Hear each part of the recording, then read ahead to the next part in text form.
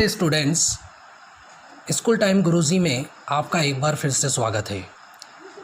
Previous video में हम वैदिक गणित का पार्ट फर्स्ट पढ़ रहे थे। आज हम वैदिक गणित का पार्ट 2 स्टार्ट करने वाले हैं।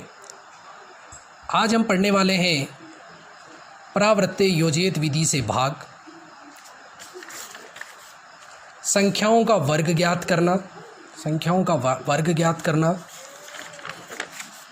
और संख्या का घनफल ज्ञात करना।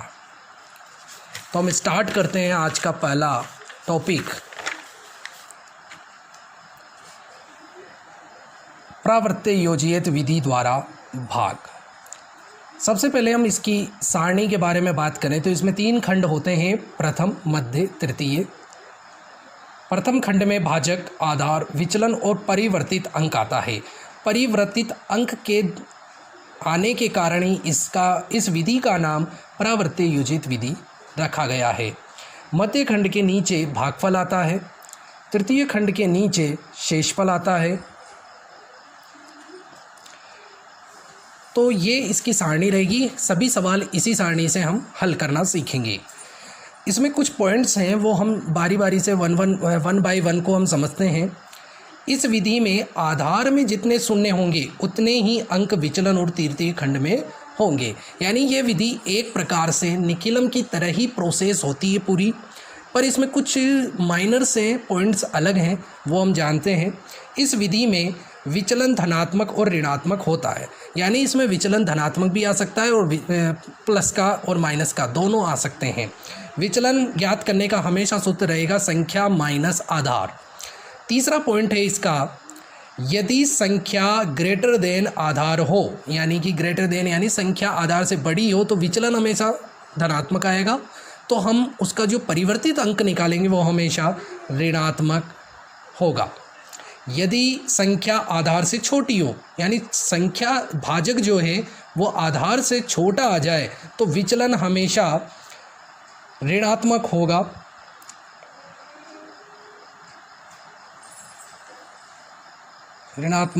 होगा और इसका परिवर्तित अंक धनात्मक होगा। ऋणात्मक विचलन या परिवर्तित अंक को माइनस चिन्ह या बार से हम दर्शाते हैं। इसका मतलब ये है कि हम -5 भी लिख सकते हैं या फिर 5 पे बार भी लगा सकते हैं। इसका अर्थ यही होता है कि 5 पे बार का मतलब होता है ये ऋणात्मक है, यानी कि माइनस करेंगे। शून्य पे कभी भी विनकुलम रेखा नहीं लगती है, यानी बार नहीं आता है। क्यों नहीं आता है? क्योंकि शून्य पर माइनस लगाइए या प्लस लगाइए, संख्या में जोड़ने या घटाने पर वही संख्या प्राप्त होती है, इसलिए इस पर विनकुलम रेखा नहीं आएगी। शेषफल कभी भी भाजक से बड़ा नहीं होगा। यदि ऐसा होगा तो संशोधित शेषफल हम ज्ञात करेंगे। तो ये सारी प्रोसेस जो है वो परावृत्ते योजित के कुछ पॉइंट्स हैं, तो आप इसको अच्छे से नोट्स बना लें। तो आज हम इसका पहला क्वेश्चन स्टार्ट करते हैं। 1154 में भाग लगाना है 103 का परावृत्ते योजित विधि के द्वारा। तो स्टार्ट करते हैं। भाजक, सबसे पहले हम सारणी बना लेंगे। हर सवाल में इसी तरह की सारणी बनेगी। प्रथम खंड में यहाँ से आएंगे, यानी ये भाजक है। भाजक है 103। आधार 103 का आधार आपको पहले भी हमने सिखा दिया है। 103 का आधार होता है 100। विचलन 103 में से 100 माइनस करेंगे तो क्या आएगा?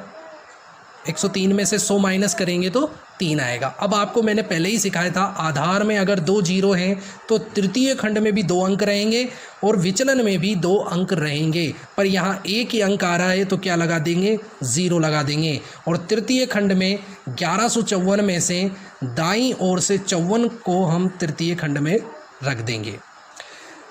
अब परिवर्तित, यानी अगर विचलन धनात्मक है, यानी 0 और 3 प्लस का है, तो यहाँ पर माइनस का हो जाएगा, यानी 0 और माइनस का 3, 0 और माइनस का 3। और मध्य खंड में 11 आ जाएंगे। स्टार्ट करते हैं। तो सबसे पहले पहला अंक ऐसे के ऐसे, जो भी यहाँ भागफल अंक आएगा उसको परिवर्तित अंक से गुणा करना है, सिंगल सिंगल। 1 को 0 से इंटू करोगे तो 0, 1 को -3 से इंटू करेंगे तो -3, 1 और 1 में 0 जोड़ोगे तो 1 आएगा। ये ऐसे कैसे जुड़ जाएंगे। फिर जैसे ही यहाँ पर भागफल अंक, द्वितीय भागफल अंक आया, उसको पुनः 0 और -3 से इंटू करेंगे। 0 को और 1 को इंटू करेंगे तो 0, 1 और -3 को इंटू करेंगे तो -3। यहाँ पर खाली डैश लगा सकते हैं आप, खाली जगह है यहाँ पर, कुछ भी नहीं है यहाँ पर। 4 में से -3 माइनस करेंगे तो 1 आएगा। 5 में से 3 माइनस करेंगे तो 2 आएंगे। अब आपको चेक करना है कि शेषफल भाजक से छोटा है या नहीं। छोटा है तो यही आपका आंसर है, यानी भागफल 11, शेषफल 21। इसी तरह यहाँ पर स्टार्ट करेंगे। अब इसके खंड वगैरह आप लिख लेंगे, मैं सिर्फ डायरेक्ट लिखूँगा। भाजक होगा 113, आधार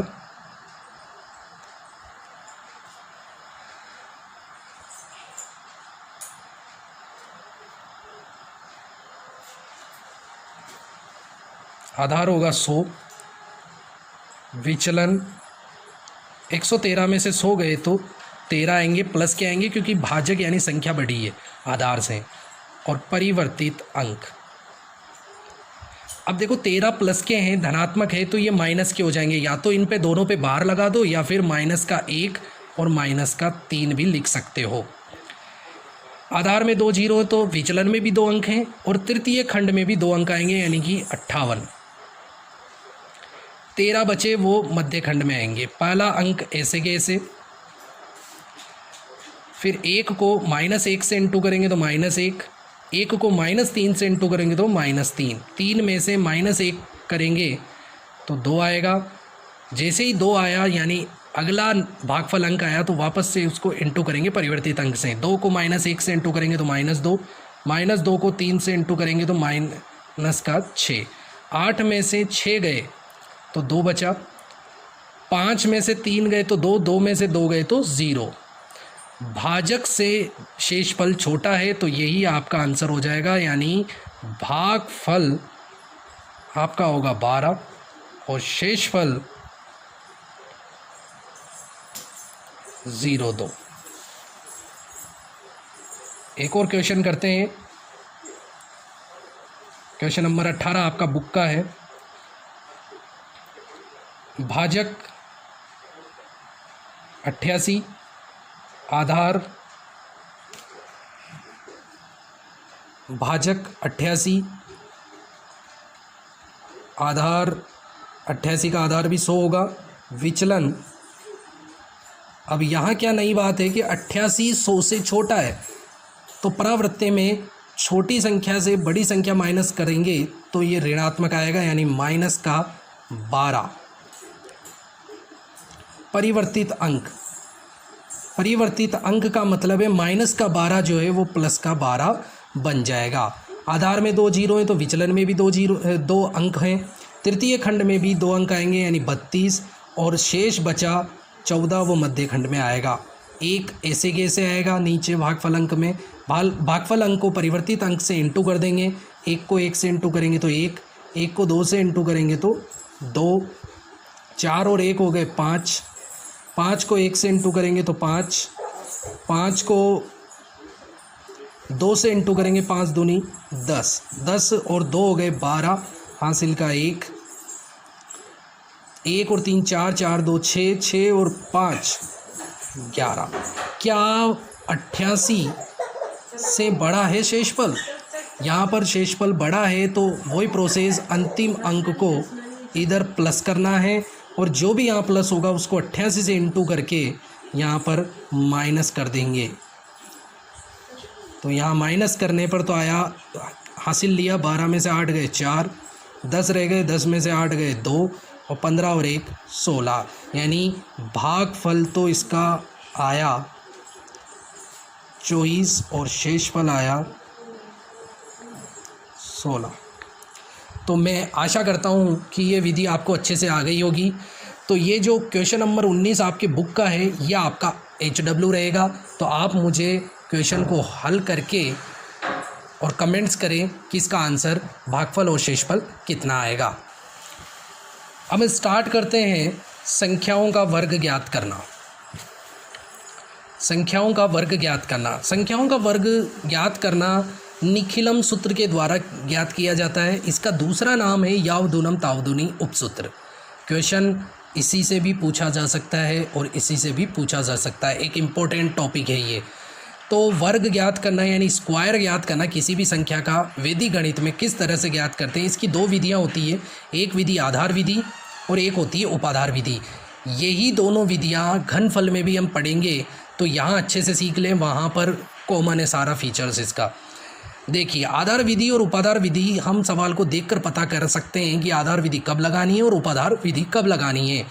आधार विधि, यदि संख्या का अंतिम अंक 1 और 9 आए, बाईं ओर से अंतिम अंक आना चाहिए, यानी इधर से। जैसे 13 का बाईं ओर से कौन सा अंतिम अंक है? 1 1 9 1 9। तो ये सारे क्वेश्चन जो है वो आधार विधि से होंगे। आधार विधि के अंदर क्या होता है, संख्या हमें दी होती है, आधार संख्या का आधार निकाल लेते हैं, 10 है कि 100 है। विचलन निकालने का सूत्र होता है संख्या माइनस आधार। ध्यान रहे विचलन यहाँ पर प्लस का भी हो सकता है और माइनस का भी हो सकता है। आधार विधि में 2 खंड होते हैं। इसका सूत्र क्या होता है, संख्या का स्क्वायर बराबर संख्या प्लस विचलन। इसमें 2 खंड होते हैं। प्रथम खंड में तो होता है संख्या प्लस विचलन ओब्लिक, सेकंड खंड में होता है विचलन का स्क्वायर। उपाधार विधि के अंदर क्या होगा, यदि संख्या का अंतिम अंक 2 3 4 5 6 7 8 यानी 1 और 9 को छोड़कर बाकी सभी अंक आ जाए, जैसे 22 यानी अंतिम अंक ये वाला कहलाएगा, 3 5 7 8 ये सभी उपाधार से होंगे। इसमें संख्या दी जाएगी, आधार आप संख्या से निकाल सकते हैं, उपाधार अंक हम निकालेंगे। विचलन का सूत्र होता है इसमें संख्या माइनस उपाधार पर। इतना सब कुछ में हमें शॉर्ट में सीखते हैं। जैसे कोई संख्या आपको दी 82, इसका उपाधार अंक और विचलन कैसे निकालते हैं। 82 का उपाधार अंक तो होता है 8 और इसका फर्स्ट अंक क्या होता है, इसका विचलन। जैसे 225, अंतिम अंक तो इसका कहलाएगा उपाधार अंक और जो बाकी के अंक बचेंगे 25 यानी 25 वो होगा इसका विचलन। और उपाधार विधि का जो सूत्र होता है वो है संख्या का स्क्वायर बराबर उपाधार अंक इनटू ब्रैकेट संख्या प्लस विचलन। पहले हम इनको जोड़ेंगे, इस प्रोसेस को कंप्लीट करने के बाद जो भी आएगा उसको उपाधार अंक से गुणा करना है, ओब्लिक विचलन का स्क्वायर। यहाँ पर है विचलन का स्क्वायर। अब स्टार्ट करते हैं हम कुछ क्वेश्चन इन दोनों विधियों के। पर इससे पहले कुछ पॉइंट्स भी हम आपसे शेयर करना चाहूँगा इसके बारे में कि आधार में जितने शून्य होंगे उतने ही अंक द्वितीय खंड में होना चाहिए। ये एक इम्पोर्टेंट बात है। मैं उदाहरण क्वेश्चन कराऊंगा तब आपको बता दूंगा इसके बारे में। यदि द्वितीय खंड ऋणात्मक होता है तो प्रथम खंड की संख्या से उधार लेगा, यानी प्रथम खंड से वो उधार लेगा। उधार किस प्रकार लेगा, उधार ली गई संख्या को आधार से गुणा कर फिर घटाना होगा। यानी जो भी हम उधार देंगे उसको जो भी जिस सवाल का जो भी आधार होगा उससे हम उसको इनटू करके फिर माइनस करेंगे, यानी कि उस माइनस वाली संख्या से जस्ट बड़ा होना चाहिए वो। तो स्टार्ट करते हैं। 103 का वर्ग ज्ञात कीजिए। सबसे पहले सूत्र लिख देंगे संख्या। अब आपको देखो देखते ही पता लग रहा है कि इसका अंतिम अंक कितना है, 1। यह आधार विधि से हल करना है। इसका आधार कितना लोगे, इसका आधार होगा 100। इसका विचलन कितना लोगे, इसका विचलन होगा ये जो खंड बच रहे हैं, या फिर आपको बताया गया है 103 माइनस 100 यानी 0.3। यहाँ 0.3 क्यों लिखा गया है, क्योंकि आधार में 2 0 है तो विचलन में भी 2 अंक रहना ज़रूरी है। तो संख्या का स्क्वायर बराबर संख्या प्लस विचलन ओब्लिक विचलन का स्क्वायर। सूत्र में हम मान रखेंगे संख्या तो 103, तो 103 का स्क्वायर बराबर, ठीक है, संख्या का स्क्वायर बराबर संख्या प्लस विचलन ओब्लिक विचलन का स्क्वायर। तो इस सूत्र में मान रखते हैं संख्या 103 का स्क्वायर, संख्या है 103 प्लस विचलन है इसका 03 ओब्लिक 03 का स्क्वायर। 103 में 3 जोड़ेंगे तो 106, 03 का स्क्वायर यानी 3 का स्क्वायर कितना होगा, 3 का स्क्वायर 9 और 0 का स्क्वायर 0। अब आपको क्या ध्यान रखना है, ये जो पॉइंट मैंने बताया था आपको, ये वाला फर्स्ट, कि आधार में जितने जीरो होंगे उतने ही अंक द्वितीय खंड में होना चाहिए, यानी सेकंड खंड में कितने अंक आएंगे वो बताएगा आपको आधार। आधार में दो जीरो हैं तो इसमें भी 2 अंक होना चाहिए। देखो यहाँ 0 लगा हुआ है क्योंकि 3 का स्क्वायर 9, 0 का स्क्वायर 0 होता है, तो ये ओब्लिक वाला डंडा हटा दो। आंसर हुआ 106,09 यानी 10,609। 95 का वर्ग करते हैं तो इसमें भी आधार, अब आपको देखते ही पता लग रहा है अंतिम अंक कितना आ रहा है, आप ही खुद ही गेस कीजिए। 9 है तो इसका आधार हो जाएगा 100। इसका विचलन कितना होगा,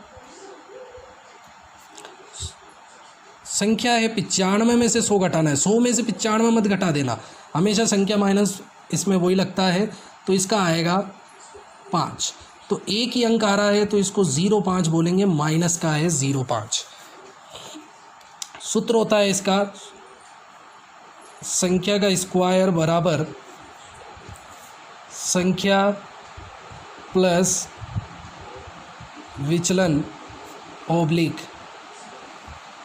विचलन का स्क्वायर।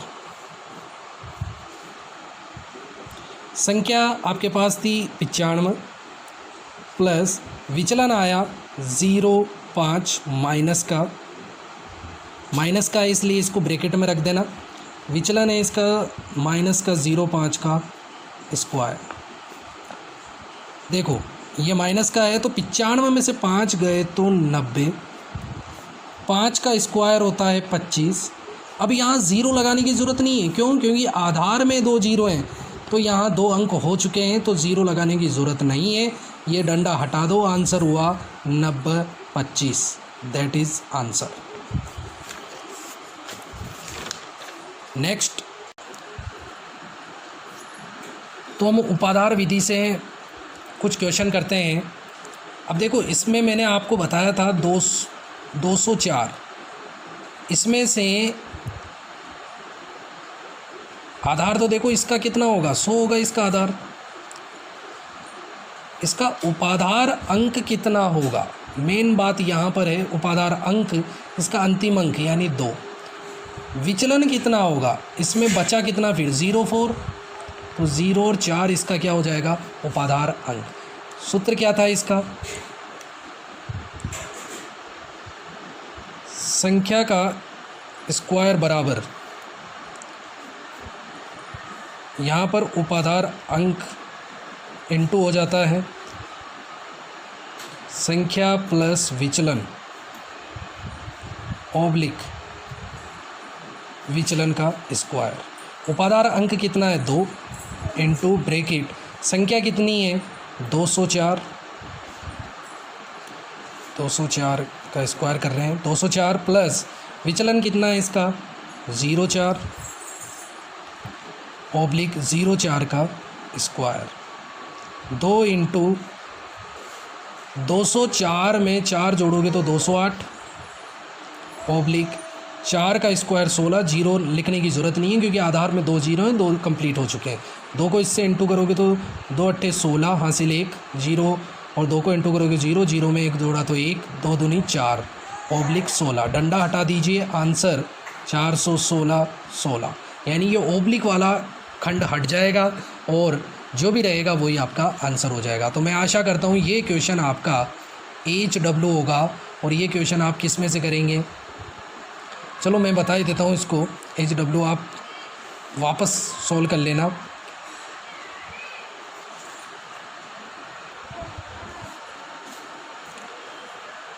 देखो शॉर्ट में करते हैं, 225 का स्क्वायर,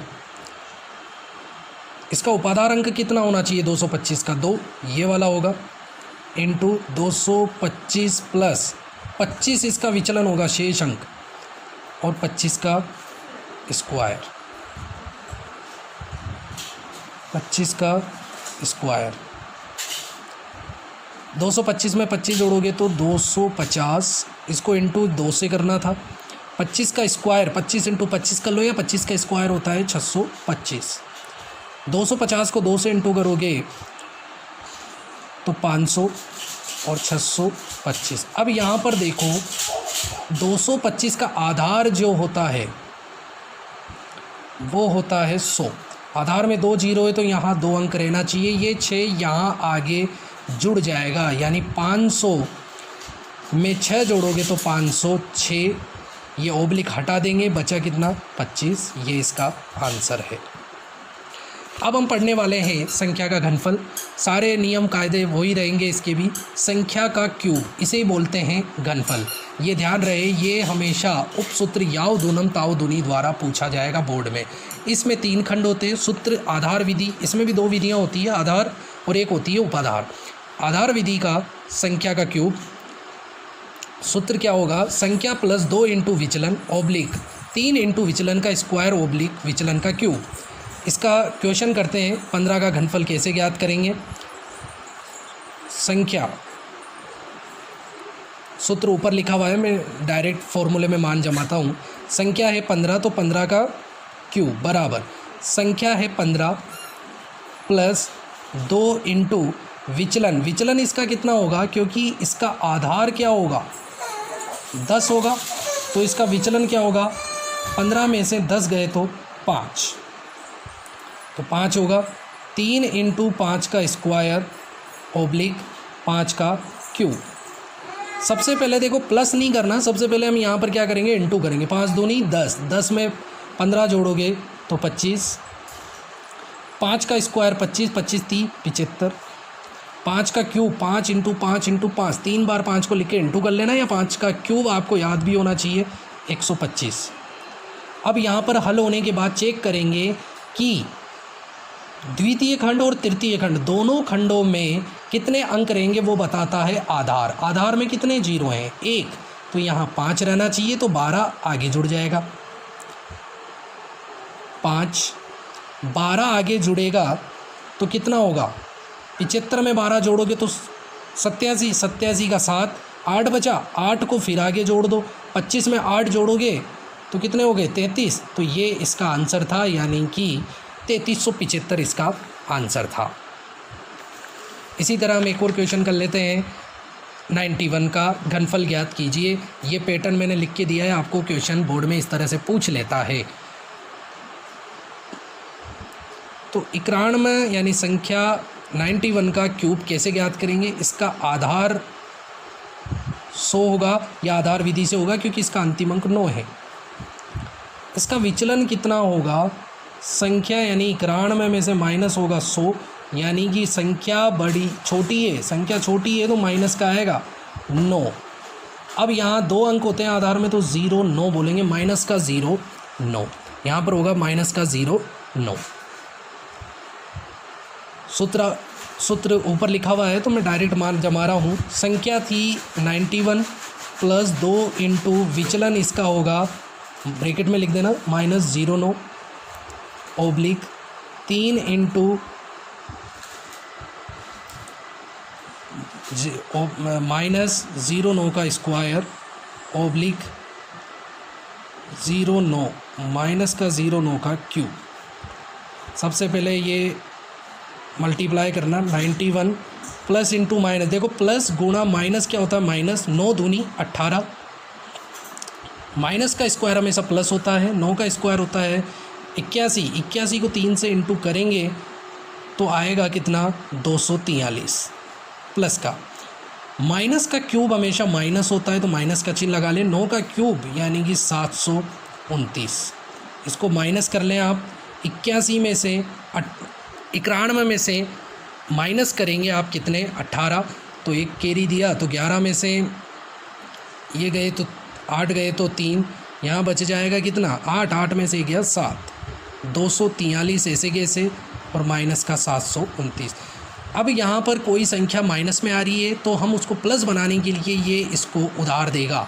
कितना उधार दे, जो भी उधार देगा, जैसे एक उधार दिया तो एक को आधार से इंटू करना है तो 100 हो गए, 100 729 से कम है तो वापस से उधार देगा, यानी इतने उधार देगा कि इससे गुणा करने के बाद इससे बड़ी बन जाए, यानी ये उधार देगा 8, 8 को ये इससे गुणा करेगा तो यह 8 उधार देगा तो यहाँ 8 कम हो जाएगा, यानी कि यहाँ 235 रह जाएंगे और यहाँ 8 को 100 से इंटू करोगे तो यहाँ हो जाएगा 800 माइनस का 729, बचा कितना 73, 235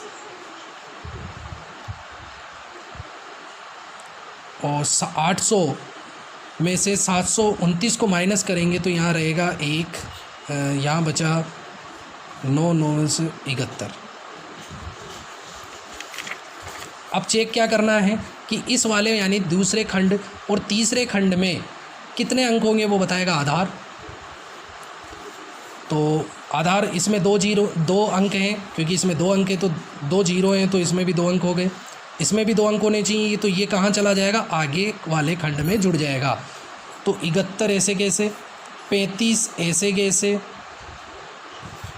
73 में 2 जोड़ोगे तो 75, ये इसका आंसर था। अब हमारा नेक्स्ट है उपाधार विधि। घनफल की उपाधार विधि से कैसे क्वेश्चन करेंगे, सूत्र देखिए, संख्या का क्यूब बराबर उपाधार अंक का स्क्वायर इंटू ब्रैकेट संख्या प्लस 2 इंटू विचलन ब्रैकेट बंद ऑब्लिक उपाधार अंक। यहाँ पर उपाधार अंक का स्क्वायर होता है और दूसरे खंड में उपाधार अंक लगता है इंटू 3 इंटू विचलन का स्क्वायर ऑब्लिक विचलन का क्यूब। सूत्र पूरा आधार विधि का है। प्रथम खंड में उपाधार अंक का स्क्वायर से गुणा होता है, दूसरे खंड में उपाधार अंक से गुणा होता है, बाकी तीसरे खंड में ऐसे के ऐसे लिखा रहता है। इसका क्वेश्चन करते हैं, उपाधार विधि से होगा क्योंकि इसका अंतिम अंक 3 है। तो 32 में आपको पता है इसका उपाधार अंक 3 होगा और विचलन इसका 2 होगा और इसका आधार कितना होगा 32 का 10। ऊपर सूत्र लिखा हुआ है तो मैं सूत्र में मान ऊपर से ही जमा रहा हूँ, तो आप देख लेना।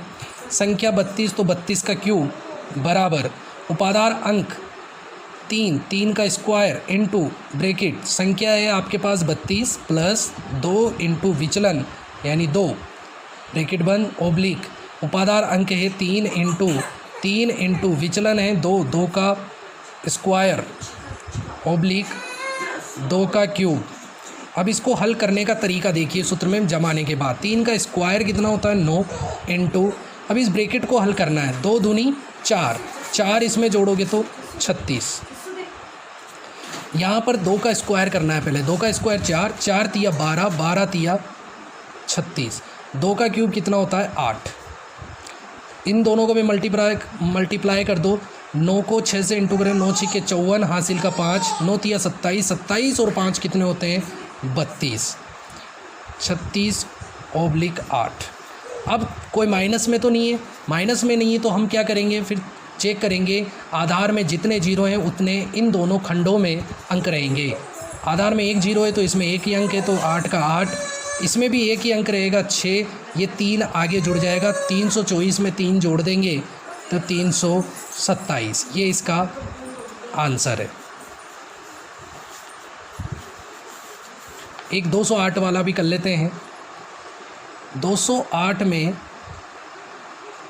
उपाधार अंक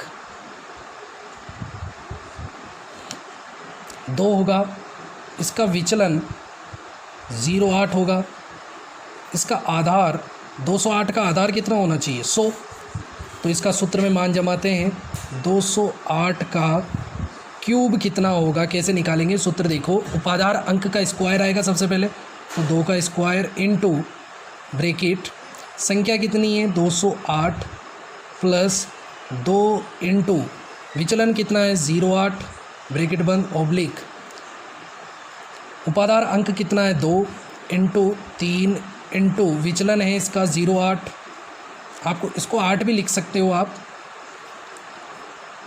यहाँ आएगा विचलन का क्यूब यानी 0.8 का क्यूब।